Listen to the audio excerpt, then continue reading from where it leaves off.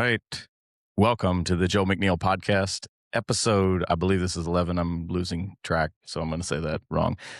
Sitting beside me is the CEO of Amazon. No, is good friend Kris Norman. Welcome to the podcast. Thanks for having me. Normally people are trying to get me to shut up, and you invited me to talk on purpose. No, we always talk, and so I'm like, that might make a good episode on the podcast, create some good content here. Kris, let's see here. We've known each other for, I don't know, maybe 6 years. Something like that. Thinking? 2019. Okay. Yeah. Upon you at the pre-COVID. Yeah. Started giving you lessons out at the Golf Club of Texas. We got a couple things that we'll talk about. I just figured we'd kind of hear what you're up to nowadays. Yeah. You're a loyal short game customer here at all our leagues, competitions, always getting the Hopadillo, I believe. Absolutely. Yeah. And then you got some business ventures that you and your wife are doing. Yeah. We have we have a partnership. Yeah.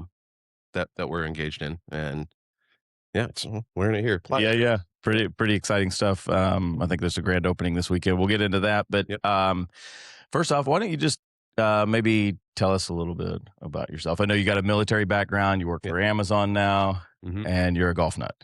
Yes. I did 20 years in the Air Force. Holy cow. And thank you for your service. Thank you. Golf is a big thing in the military. Yeah. We have courses at pretty much every base that I've ever been to. Yeah. Which was the best? The best one. I had the cool opportunity to be stationed in Hawaii for my first assignment. So I was spoiled right out the gate. Yeah, rough. The one on Hickam Air Force Base was really nice. Yeah. And Navy Marine, which is centered around Pearl Harbor. Yeah. Really nice courses. Hickam has a par 3 on it as well. Or at least that's it cool. did when I was there. So it's easy to get out, and just the weather's perfect year round.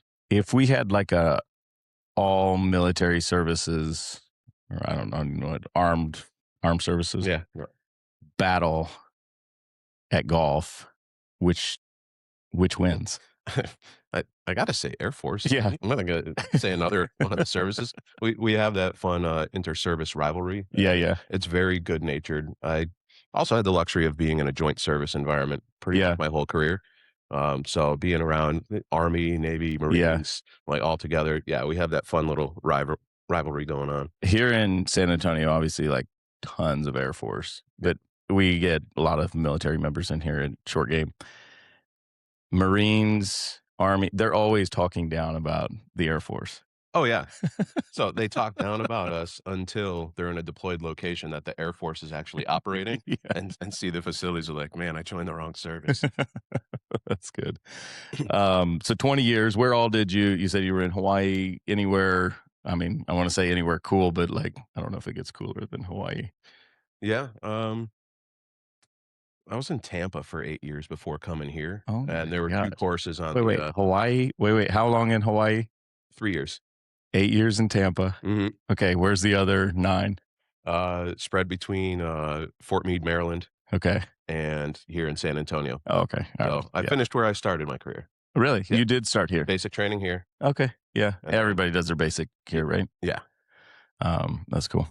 And what did you do in the military that you can talk about? I spent probably the last half of my career working in and around cybersecurity. Okay, cool. And continue to do that today. Yeah, growing. Is it still growing? I mean, the jobs are incredible demand, but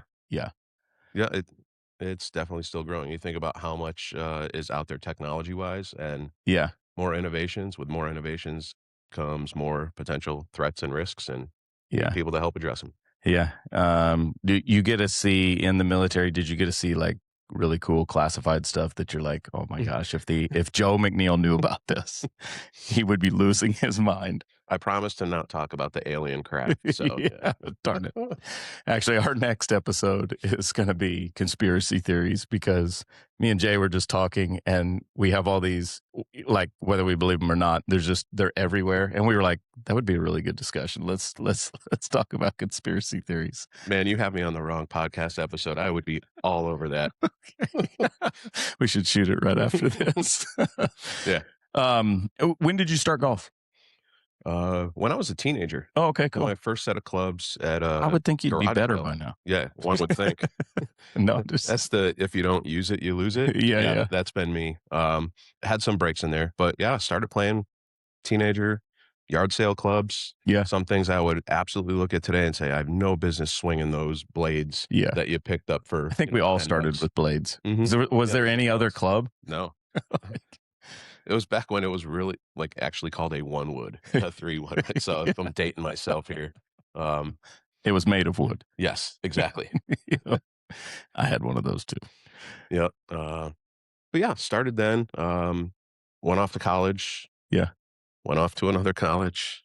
Yeah, did the typical tour. Yeah. And then joined the military and then came home on leave and brought my clubs back with me. Yeah. It was a newer set, so I actually got a real set as a gift, and was just playing around with those. Yeah. Do you feel like, did golf open any doors in the military? I think so. You end up, I mean, golf has that, I think that funny way of you get introduced to new people that maybe you otherwise might not have socialized with. Yeah. And it's like, oh, hey, let's catch another round next week. Yeah. So I think it opened doors like personal relationships, nothing professionally. Yeah. But yeah, just meeting more people. Yeah. I think it was like that. They did, I'm famous for quoting statistics that with no sources. Nice. But I remember hearing one time that people that golf like in a corporate environment end up making more money than those that don't. And back when I was in, I don't know if you can call it corporate, but it was professional business. Yeah. They heard that I golfed, and it was just like a printing factory. And I'm like, with Hallmark, they hear I golf and they're like, we have a company scramble. We need you to go and play. And within maybe a month after that, I got an office job. Oh. So it paid off really good. Well, it's a good thing you're good at golf. No, I wasn't back then. I was so bad back then, but everybody else was even worse. Yeah. So you're, yeah, no, it's good.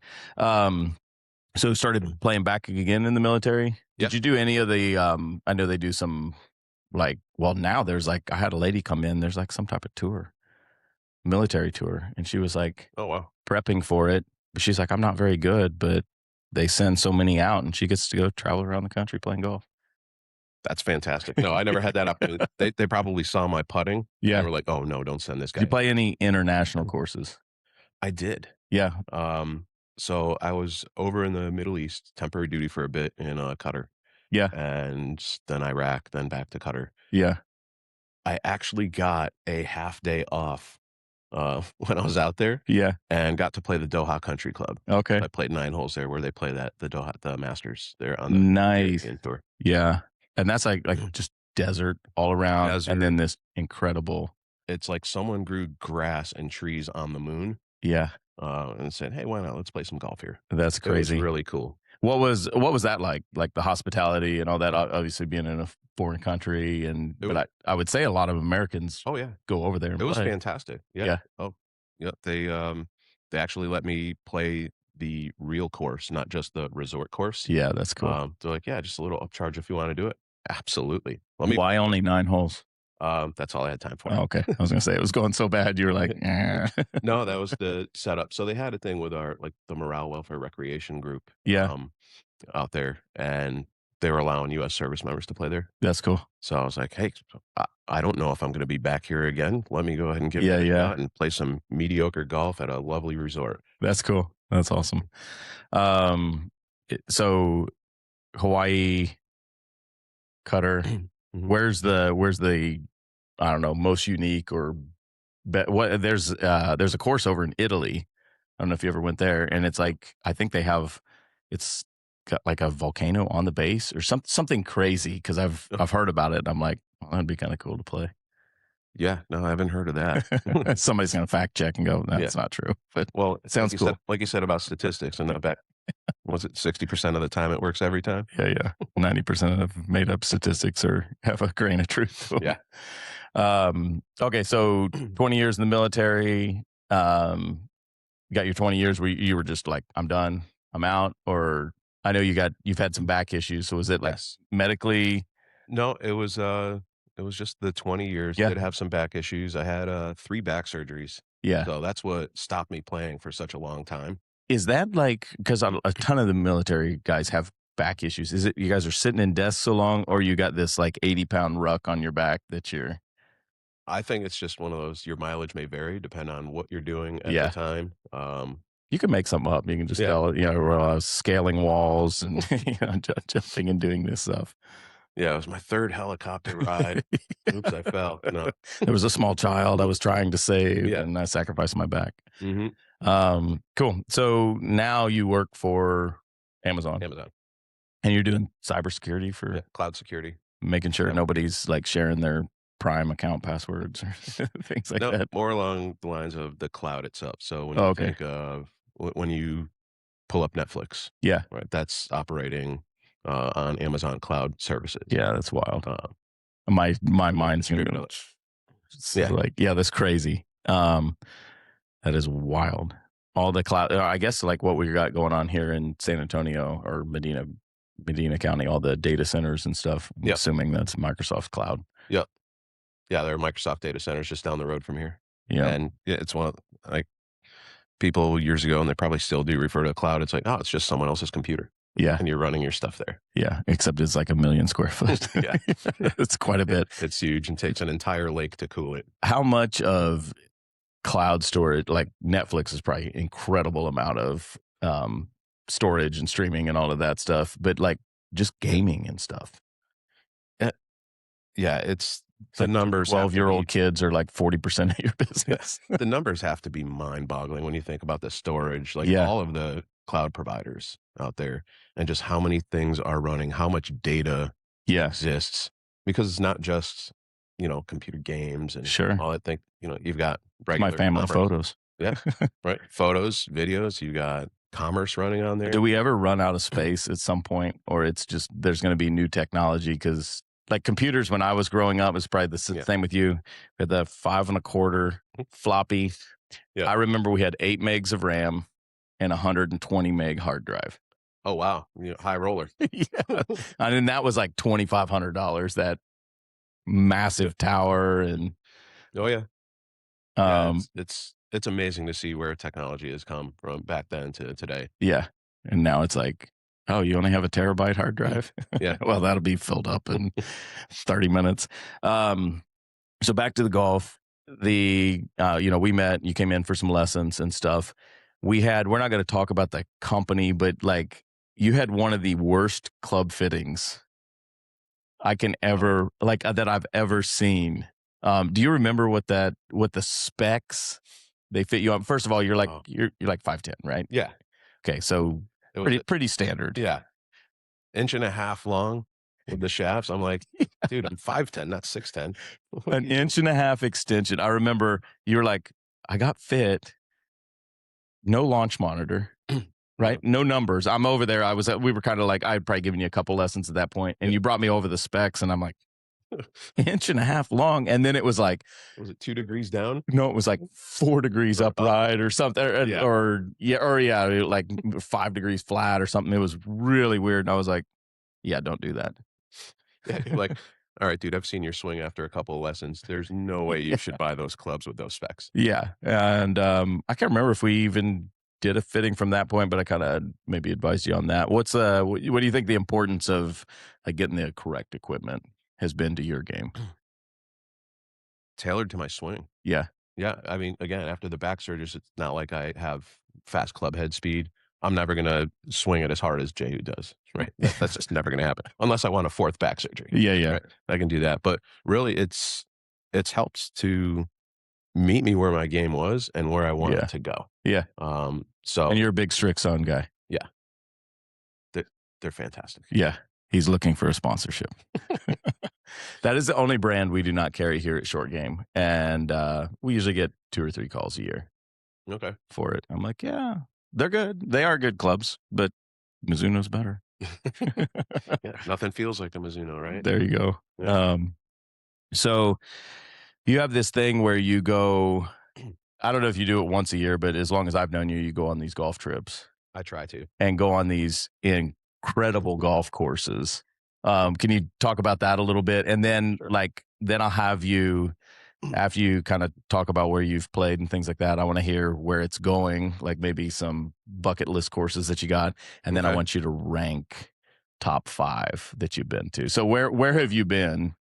All right. So I've had limited golf trips. There have been a couple. Okay. Maybe just the last couple of years. Yeah. Okay. Yeah. And that's with getting back into playing. Yeah. Right. Because again, I had such a long hiatus.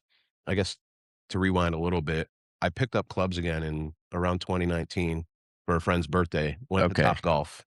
Yes. My wife's like, hey, just try to swing. You know what? You had the back surgeries. That's right. Hopefully I forgot about helped. that. Yeah. And yeah, give it a shot. How long had it been?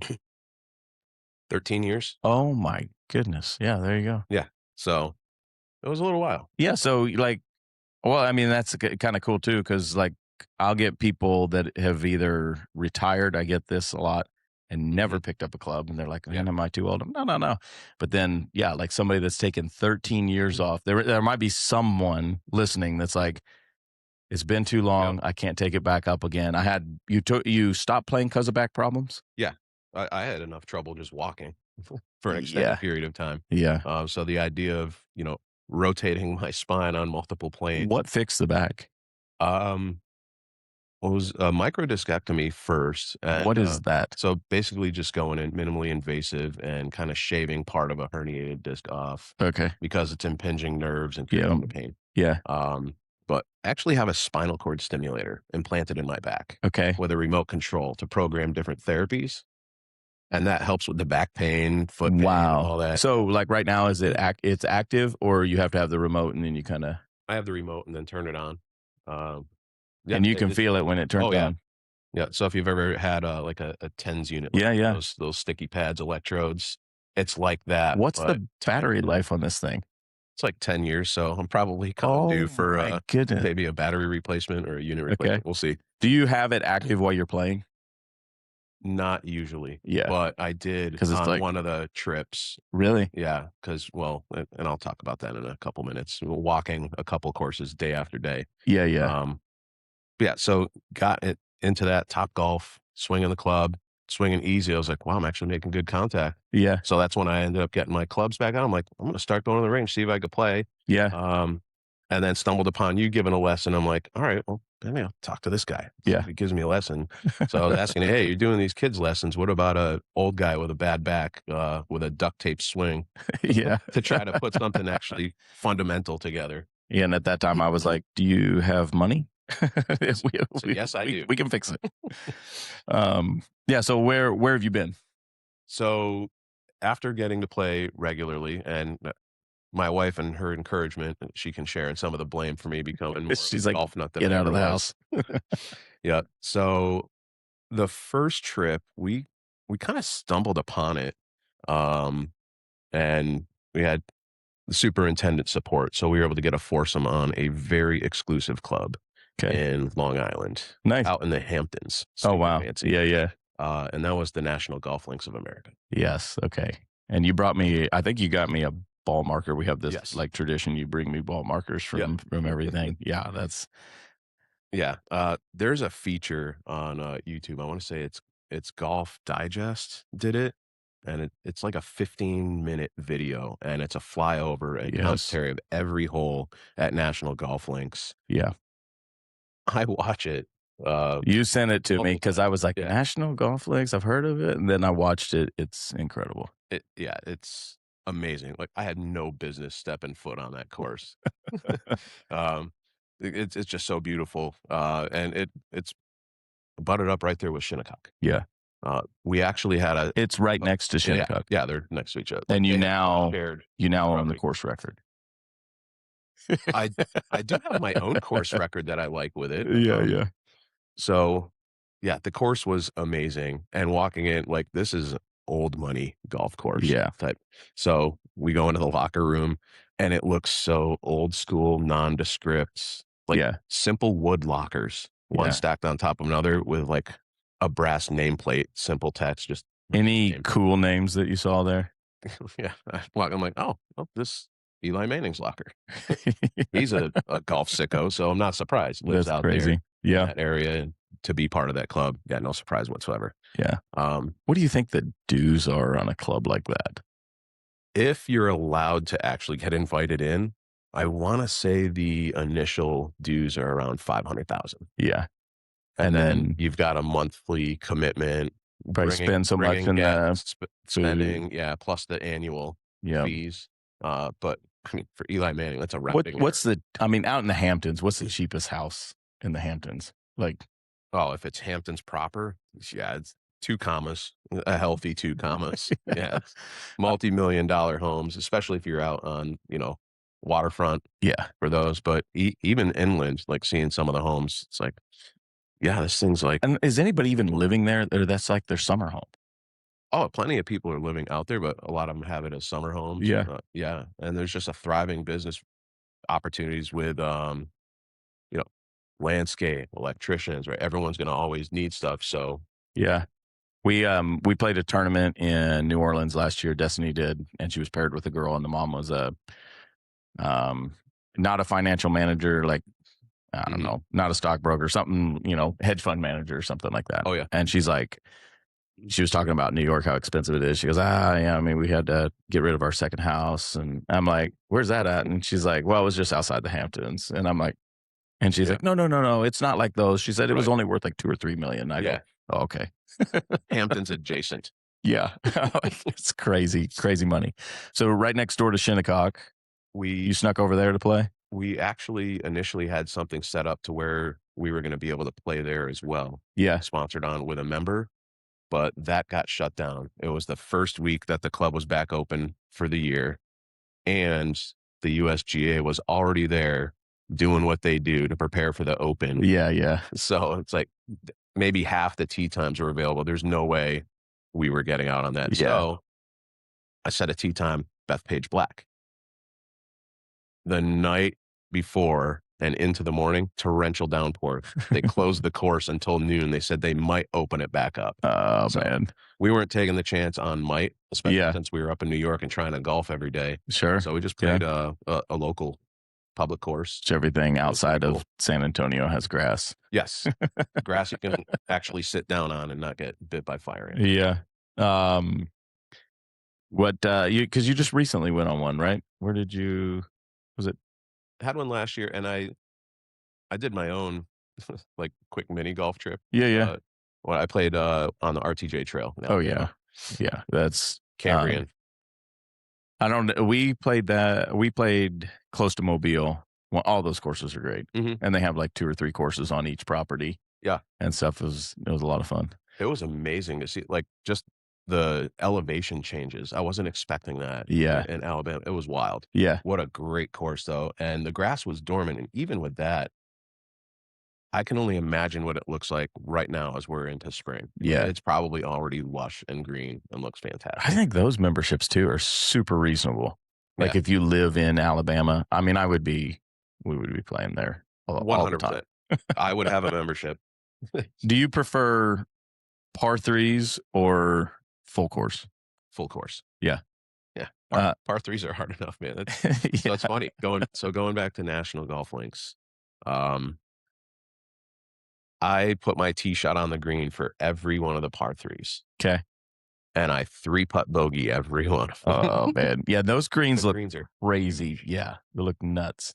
Like it literally puts the complex in green complex. Yeah. With the way that was designed. And they're very large. You've got shelves with it running off. They're fast. Yeah. Undulations to contend with. Yeah.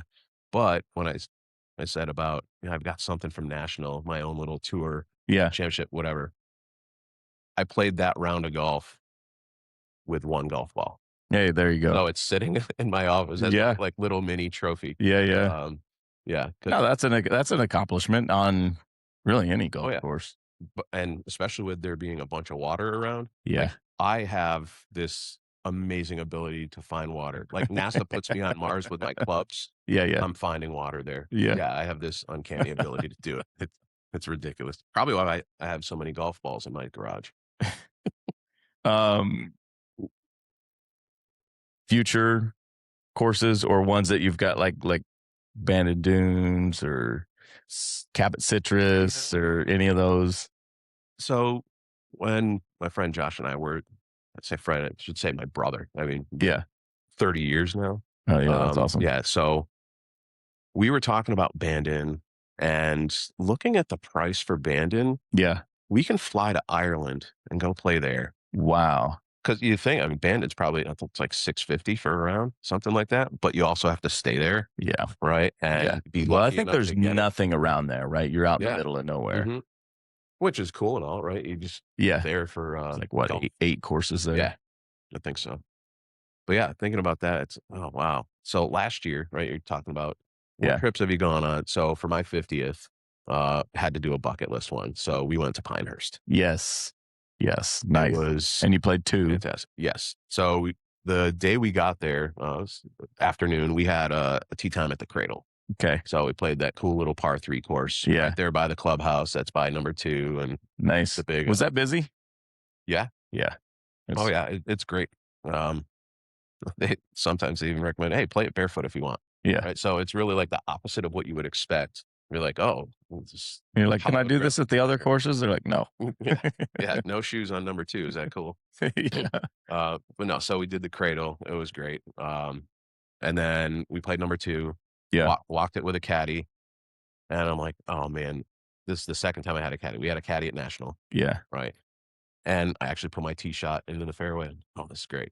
So now at Pinehurst number 2, I'm like, all right, well, let me not screw this up. Yeah. Actually put my tee shot in the fairway. Great. Yeah. And approach shot with the turtle shell, turtle back greens. I put my wedge up onto the green. I'm like, oh, this is great. And then it rolled off the front. So my caddy's like, well, Kris, congratulations. You have officially been Donald Ross. Yeah. But what an amazing time. Walking the course takes a lot out of you. People, I think people don't realize, even without carrying your own clubs. Yeah. That's a lot of terrain to cover and all the swings. And for someone with a few back surgeries in my history. Yeah. All right. Little tight, little sore. Yeah. We played number 4 the next day. Okay. Which might be better than number 2. Really? Yeah. Yeah. It's pretty good. Yeah. To say the least. Yeah. So we walked that, had the same caddy, great time. I mean, the caddies there. Wow. For anyone taking a golf trip, get a caddy. They're fantastic. It really helps make the round. So we're walking number 4, and this is where the back comes into play. By the time we reached the turn, I had trouble like actually staying down over the ball. Yeah. Yeah. It hurt that bad. So, and are you able to just like, turn that thing on? It didn't help as much, but it helped. So thankfully the final day when we were playing number 8, we had cards for it. Yeah. So you played 2, 4, 8. Yeah. And that's pretty cool. And they have like, I mean, like how many courses? Like 12 courses or something? 10 of them right now. So, and number 10 is the latest. And we were looking at potentially playing that, but that was walking only. Yeah.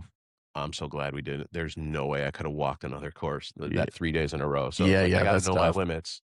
You think about that, these junior golfers that are 3, 4 days in a row and then carrying their own bags and stuff. And then making the decisions, over their shots without a caddy. They just got mom and dad screaming at the sidelines. That's the best. The 8-iron. Yeah. Reminds me of Abby's previous episode. 8 parents. You got any plan for this year? Or is it just kind of like a spur of the moment? I would say spur of the moment. And the RTJ one, that was just a target opportunity. So this is where, again, now that I can play golf again. Sure. What a budget opportunity, though, for a golf trip, I think.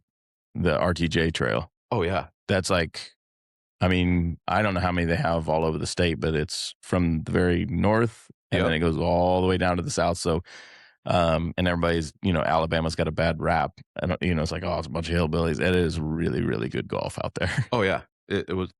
So my buddy Josh, he had training down there just a couple weeks ago, and he was able to play the one in Muscle Shoals. Yeah, nice. He's like, yeah, this is tremendous. They were great. Yeah, so my mother moved to South Carolina. Okay. And back in January, I ended up driving her vehicle out there. Yeah. And this goes back to hey, I want to golf all the time if I can. So I'm like, I'm going to get your car there in 2 days. The first day I drove 12 hours to Alabama. Yeah. Stayed in a hotel like 10 minutes outside of where the course was. Yeah. And then I went and played 18 the next morning and then drove the other 6 hours to South Carolina. That's great. So it's like, hey, I got my priorities straight. That's great. So now mom's in South Carolina. You have a reason to go. Yeah. To golf mecca. Oh, yeah. Out there. And then when I got there, played a round of golf with my uncle at the Old South Golf Links. I tried talking him into Harbor Town. Yeah. I'm not paying $600 to lose a bunch of balls. It is crazy. Like we were at, I can remember several years ago, we were down in South Florida and we're like, all right, we're going to go back. We're going to go through Jacksonville. And I'm like, let's see if we can get on TPC. And I don't know how much it is now, but like somebody's going to correct me, but I think it was like $750 a person or $950 or something. I mean, it's outrageous. And I'm like, well, maybe we just stop by and just look. Hey, kids, you could play there if you had money. Yeah. Can I get a bucket of balls for the range? Yeah. I mean, you're like, so, I mean, a lot of these courses, which I, not faulting anybody for charge what you can get for sure. But like a round like that with a family my size. Oh, wow. Yeah. I mean, it's like $750 a person. We're getting 2 tee times. Yeah. Can I get 2 foursomes? How many caddies? The caddy's going to be doing double, can you carry 4 bags at once? Yeah, right. So any bucket list courses, like you mentioned Ireland, is that like? Yeah, would love to get out to Ireland. And since I had my bucket list thing with Pinehurst, talking to my buddy about it, like when he retires from the fire department, I'm like, we got to do the Scotland trip. Let's go. Yeah, there you go. Course. Yeah. And then find a couple others around. Yeah. And so I definitely have a connection that I can hook you up with Scotland. Nice. Guy named Kris Foley out of Minnesota. I don't know what town he's in. Like, I don't know, something Legacy, some resort, but super great dude. And he books a Scotland trip every year. Takes people out to St. Andrews and I don't know what all the other courses out there. And does it every single year. He's a great dude. I think I'll at least connect you and then you guys can do it. But he has a blast out there. So if you had to rank your courses. The courses that I've played at, I mean, it's obviously going to be amongst the short. Yeah, sure. Golf trip. Yeah. No worries. Destination golf. I'd have to say National at the top of it. Yeah. And then get into Pinehurst, number 4. Number 4. Number 2. Yeah. I want to say Cambrian on the RTJ trail. Yeah. And then number 8. And then Riverside here in San Antonio. Haven't played that one yet. Okay. No, I was just Alsatian. Yeah. I was just there on the weekend. Yeah. Greens are in good shape. Man, I had the curse happen too. Again, we've been talking about it like the last couple of weeks. I'm like, I can't find my driver. I don't know what's going on with it. Yeah. We get out there for our round. All right. I'm in the fairway. Cool. Let's do this. Yeah. Hey, nice approach shot. I'm on the green. I'm like 12 feet. And the first green where it's really uphill from front to back. Yeah. I'm just above pin high, probably 10, 12 feet to the right. Yeah. I'm like, oh, this is going to be a wonderful 3-putt bogey after a green and reg, right? Yeah. No, I drained the putt center. There you go. Birdied the first. So I texted my wife. I texted Josh. I said, I'm screwed. Birdied the first hole. My round is just going to go off the rails. Yeah. And it did. Yeah, it kind of did. Speaking of the first hole birdie curse that is every golfer on the planet believes in, unless they're like competitive golfers, and then they're like, yeah. Actually, there's some, I was thinking it was like Charlie Hall or somebody on the LPGA. I heard her say like, yeah, I don't want to birdie that first hole. What do you think it is about that affects the round? I think it's you get in your head, and now it's one of those like, I can do this. Like, almost a little overconfidence. Yeah. Or it's like, all right, here we go. I'm good. And so then you have that confidence going, and playing, next hole or hole after whatever, and you have that expectation to where it's like, "Oh, Yeah. yeah, fairway and green and reg, shooting 70 something today, it's great." Yeah. And then you get that one shot where it's like, "Oh, man, I pulled that thing, I'm way offline." Yeah. And then it's real easy to get back inside your head. Yeah. So you're like, you went out there, you're like, "Well, I'm just a weekend golfer." Mhm. You made birdie, you're like, "I'm ready for tour." And then you top one and you're like, "Well, crap, tour players don't top shots." No. And then you're back to Yeah. why do I even play this game? Yeah, although it is pretty cool to see when they do. Like, Oh, I every know. now and then you get footage where it's like, Yeah. "How did that happen?" We love watching those. Yeah, "You're one of us." Yeah. They did there was a reel a while back PGA Tour put out on Scotty. They did him so dirty. Oh, yeah. And they're like, do you remember this one? Yes. It's like flubbing it. And I'm like, oh my God, man, that's brutal. You want those shots back, those opportunities. So, Yeah. coming in at the end of Pinehurst number 2 on 18, I'm probably around the same distance that Bryson was, but I was actually Yeah, in the yeah. fairway, not the bunker. I'm like, "I love my wedges." I'm like, Yeah. Let's just stay down on one, get up there," right? You got people Yeah, yeah. at the gallery, they're there. Yeah. No, man, I hit that so thin, it went back to the gallery. I'm like, "Oh, here we go. Walk of shame past the green." But at least my next shot, it was a nice recovery shot to get back on it. Yeah. But it's when I was like, "Man, I wish I could have that one back." Yeah. That's the woulda, coulda, shoulda. Mhm. So talk about like this weekend. I'm out of town. I'm traveling to a small town in Georgia. Yeah, so I heard. Yeah. I heard it's a nice place. The flowers are blooming, Yes. bright pink. Yes. So we got me and Jay got Monday, Tuesday tickets there. So Fabulous. gonna take a lot of pictures and eat a lot of egg salad Yeah, sandwiches. pimento and cheese. Yeah. But you this weekend you got a business that's grand opening. Yes. Why don't you talk about that a little Sure. bit? So it's again, I pointed the logo. It's Pliables. Pliables. So it's acai bowls, fresh fruit, Yeah. other bases, um, smoothies, cold brew coffees. It's the second location we're opening with our partner. Yeah. He brought the brand here to Texas a handful of years ago. So this will be the fifth location in San Antonio. Yeah, that's awesome. Yeah. And we have another one that will be opening August, September timeframe as a target. Really? It'll be out in Alamo Ranch. Okay, where is this one opening? This one's here on the west side, actually not far from where we live. Oh, So okay. it's at the intersection of Petranco and Tally. Oh, So okay. it's Yeah, yeah. Cool. Reed Ranch Yeah. is the Okay. name of the area. Okay. I don't know why I thought it was Alamo Ranch. This one. Okay, so Petranco and Tally, which is just up the road, maybe 10 minutes from here.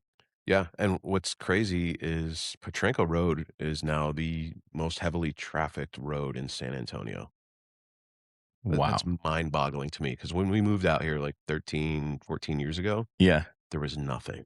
Do you like? Yeah. So we moved out here almost 11 years ago, and I remember Petranco flooding. Yeah. And it would like close down. It was like 2-lane road. And like even by Walmart, it would like flood. And it's like, yeah, you can't get in off of 1604 there. There was like, Nope. But yeah, these acai bowls. Yeah. Yeah. So never had them. I remember you were talking to me about them. I'm like, okay, like why would anybody like eat fruit, like that much fruit? Cause you're like, it's like a meal replacement. This was like 2 years ago, probably. Yeah. You're telling me about it. Well, we were in Dallas 3 weeks ago, me and Destiny, and she's like, there was a place called Grain and Berry. Okay. And she's like, oh, it's these acai bowls, Dad, we got to go. And so I'm like, okay. They are quite expensive because fresh fruit is expensive, but it was like, yeah, this like, I guess it's the acai base. For the base. Yeah, I'm butchering that word. And then it was granola, and then it was just, yeah, it's like this 18-ounce bowl, which is what y'all do. And yeah, it was great. I was like, okay, yeah, I gotta go see Kris's locations. Yes. Yeah, no doubt. And I'm definitely a steak and potatoes kind of guy. Yeah. Things, right. All that. I like unhealthy food. Yeah. But yeah, trying this, it was very good. It is. And I'll use them as a meal replacement. Easily. Breakfast. For sure. Be in between dinner or lunch and dinner. Yeah. Like, let me get a snack. Maybe my wife will bring one home. Yeah. Or I'll stop by after my chiropractor monthly visit. Yeah. Swing by. They're good. They are good. And it is crazy because like I don't remember anything like that growing up. Oh no. And I'm like, how do we figure out I don't know. I don't know how we figured out like, oh, this would be really good. This, Yeah, I mean, fruit's good, but like right. you're making it into a meal. I mean, it is a meal. It is I mean, 18 ounces. That's over a pound. Yeah, And that thing, I mean, I was full when I was done, and you feel good about yourself too. You're like, yeah. yeah, I had man. something healthy, check me out. Yeah. But yeah, I mean, it's acai down in, Brazil, right? So when you think about it, when I was growing up, how much stuff were we getting from Brazil? So you think about global commerce, Yeah. trade, and all that, and people discovering Sure. different things through travel, and that's how the founders actually came across it. They're surfing down in Costa Rica, that area, and trying these are like, "Wow, we gotta bring this Yeah. back up to New Jersey." I would imagine the Stuff. challenge with that, with your business, besides just finding good staff, Mhm. which is, probably the number one challenge, but Yeah. is sourcing, obviously it's a franchise, but like Yes. sourcing that amount of fresh fruit. Cause like when I went into Oh, yeah. that grain and berry, I'm sure it's very similar. They had all these bananas lined up, and I'm just literally Mhm. thinking like, I can't keep bananas yellow in my house. Yeah. And these are all fresh. It's like, "Oh, man, it's been 3 days. Alright, we gotta Thing. throw these last 2 bananas away." Yeah. But yeah, best of luck with that. I'm sure Thank you. we'll be out. I know we're sending some people to the grand opening, and I think there's maybe like a networking thing on Friday or Yeah, it's something. When somebody reached out to us on, yeah, yeah, so um, that's our store manager, Andrew. okay, yeah, and so I think we'll have, I don't know, I think Michaela or Abby will try to make it down there. Nice. Hey, no, send the marketing director. Yeah, Yeah. Abby and Michaela. I don't know. They fight over whoever's the marketing director, but Abby's getting ready to have a baby, so it's Michaela all the way. But Yeah. so here at Short Game, we do leagues, Yes. indoor, outdoor, all that. You're like founding member, you and Jesse White. Yeah. Talk about that a little bit, just the fellowship and just Sure.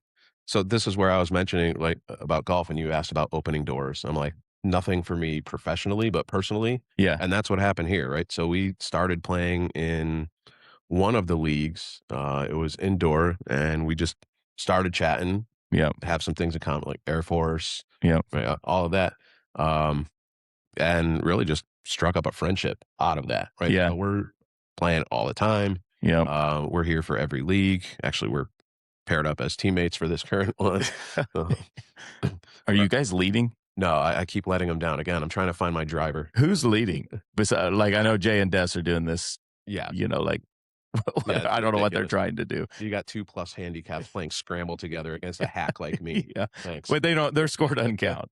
They're just doing it to, I don't know, just remind everyone where their place is. Yeah, exactly. But who's leading in the? It's a pair of guys. I think this is their first Okay, league doing it. but it's not crazy low scores in these things, right? Like No. we talk to people and they go, "Oh, I don't want to do that league," and it's like we make them pretty affordable. Yes. You pay out shop credit, and then it's like you're gonna like have a blast. You guys are always over there hooting and hollering, and Mhm. yeah, it looks like a good time.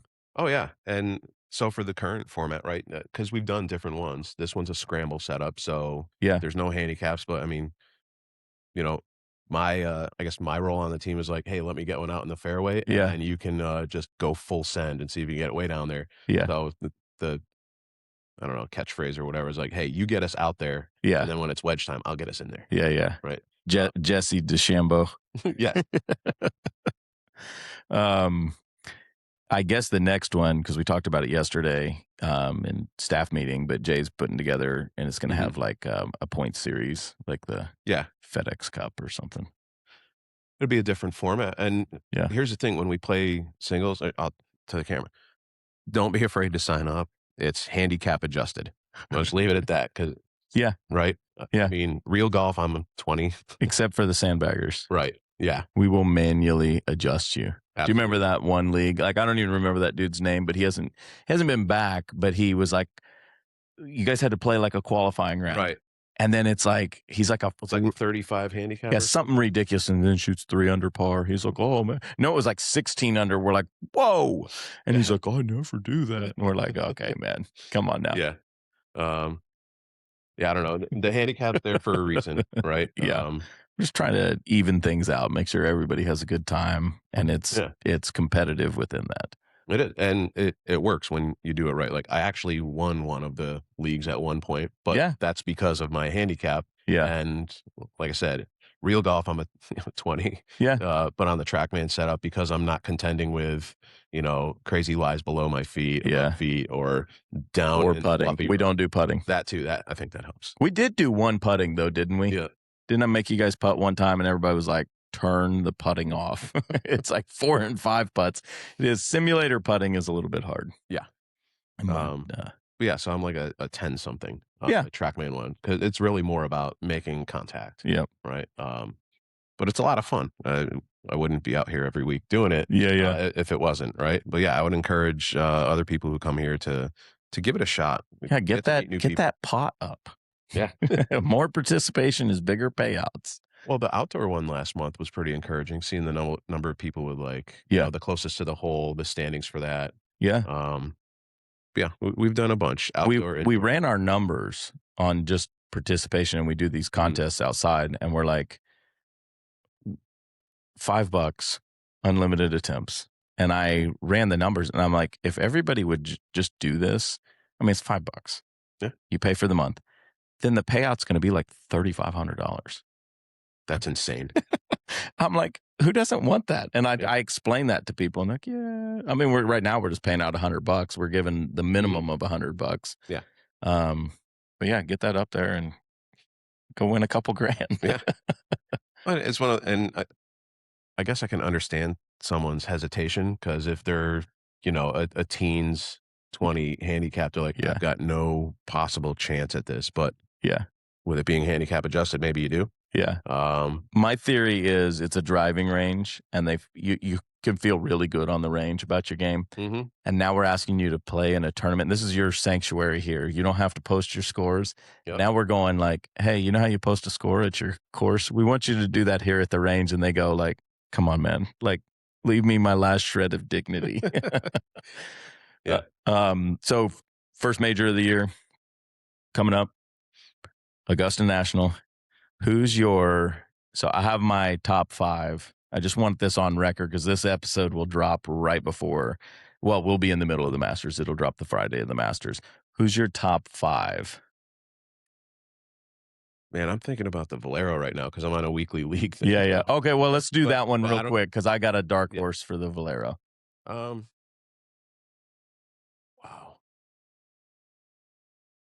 Yeah, I'm drawing a blank on that. Let's go with So on Valero, my pick is Johnny Kiefer.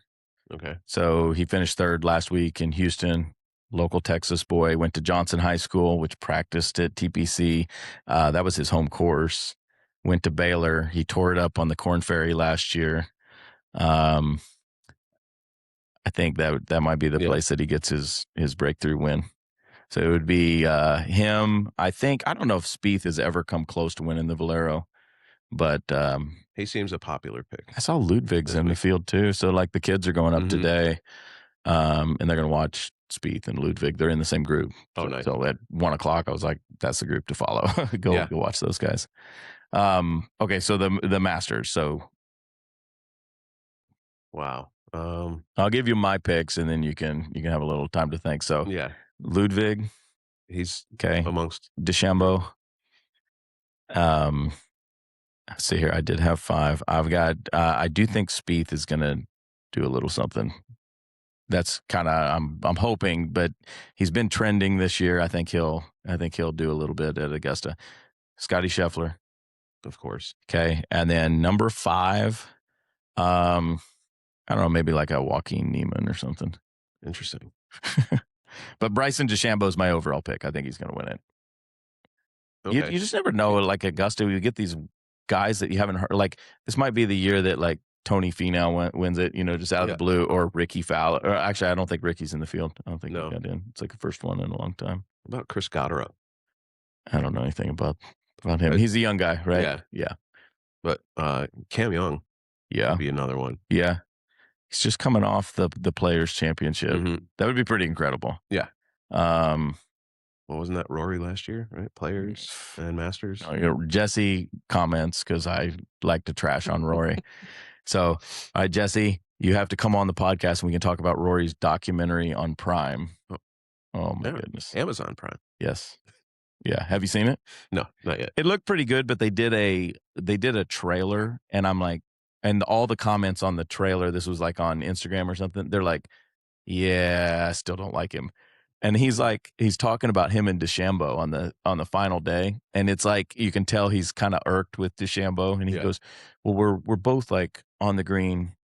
He thinks he's farther away. I think I'm farther away." So he goes, "Hey, let's flip a tee for it." Yeah. And he goes, "Flip a tee? This is the Masters. Let's get a rules official to measure it." And Bryson goes, "You can go." And so Rory's telling this, and I'm like, dude, you sound so uptight. Yeah. Like, flip a tee. That would have been the coolest thing. We see him flipping a tee. That was to see who goes first. John Daly would have been good with it. Oh, dude, John Daly's John Daly's the man. I am upset because I've been to the Masters before, but that Hooters is shut down.